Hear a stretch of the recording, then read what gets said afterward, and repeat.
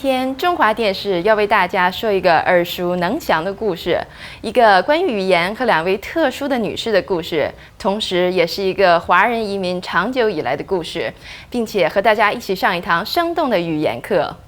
Here in Melbourne, the English language is impossible to escape. It's everywhere, in the media, in the streets, even in everyday conversation. For those of us lucky enough to speak English well, this is not an issue. But for the millions of migrants who've made Australia home since the war, getting to grips with the English language is one of their biggest hurdles.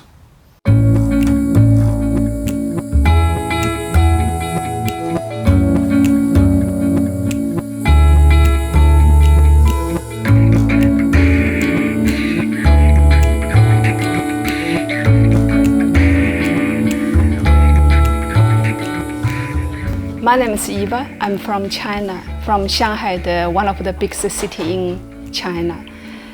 And when I come here, as about the age of 32, have a very limited English. Probably just can say yes, even can't say okay. Learning the English is different from the Chinese, the different kind of the language, because they have lots of like a singular, plural term. I can never get it right when I speak to the people. My sentence is just built up with the vocabulary. Doesn't make sense sometimes. Dr. Eva Wu was typical of many migrants. A fully qualified medical practitioner in China, her poor English skills made life and work in Australia very difficult. However, a chance meeting with English teacher Lilian Lewis not only improved her English, but led to a lifelong friendship. I met Lilian in early 1994. I was attending one of my friends' wedding in the church. It happened just Lilian sits next to me. And so Lilian tried to talk to me. And I tried to use my limited English, get into the conversation. So Lilian asked me, what did you do in China? I said, a doctor. And she said to me, what are you going to do in the future? In Australia, I said, I'm not sure. I wish I can become doctor again here. Then Lilian said, I'm the English teacher. I can help you, but I never tutor the doctor from overseas who is going to sit exam. Eva had these medical exams to sit for, and also the harrowing one was the English conversation, which was the first one. And so the format was the imaginary doctor and patient role play. And more often than not, I would be the patient and Eva would be the doctor. My duty was to correct the mistakes when they came up. If they were grammar mistakes, I would explain to her in simple terms why it was wrong. And then we would practice the right way. And also it was my duty to have her find the correct emphasis on the medical words. Lilian gave me all this, I don't know what this is called. I have to ask Lilian a second. Lilian, you ask me like, read like actors in the theater. They all this sounds like a snail or something. I forgot what about it. Yellow bird or something is with the tongue twister sort of thing. Oh, the tongue twisters, yes, yes. Red leather, yellow leather, red leather, yellow leather, and things like that. Yes, because I used to do a lot of performance work in the theatre, and to get your tongue in order and your articulatory organs exercised, you used to have all these fascinating jingles to do. So I had forgotten that I gave you those. That was very useful. And the tongue twist. Tongue twisters. Tongue twists.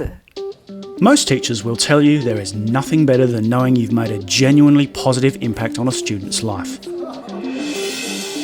For many teachers, this might be a once or twice in a career event. However, for 85-year-old Melbourne-based language teacher Lilian Lewis, changing the lives of her many students was perhaps a far more common experience. My name's Amy, and I'm one of the Lilian's students. And she's a great friend and mentor to me, and she very kind, offer her help through my nursing degree study. I learned a lot of English from Lilian. Besides this, Lilian teaching many students. The students come from different countries. For example, come from Russia, China, Malaysia, Europe, different. And also Lilian students come from different occupations.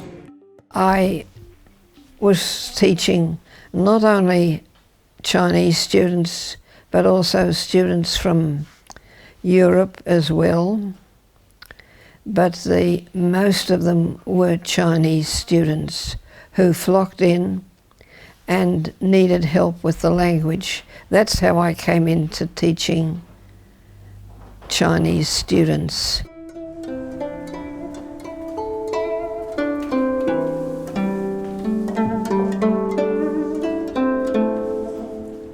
Many years later, after decades in the teaching profession, Lilian met Eva and began the process of helping her improve her English to the point where she was able to resume her medical career. Before I came to Australia, I already practiced 7 to 8 years and as a gynecology obstetrician and a physician. Since I came to Australia, I actually wasn't particularly aiming for the medical professional because I don't think I can make it. And since I met Lilian, and I'm thinking, okay, let's start from zero, improve my English, aiming for pass exam. Now I passed my medical exam and become the GP in the Glen Waverley Medical Center. If I'm aiming for the doctor, I have to having a reasonable English, and otherwise I can't talk to the people.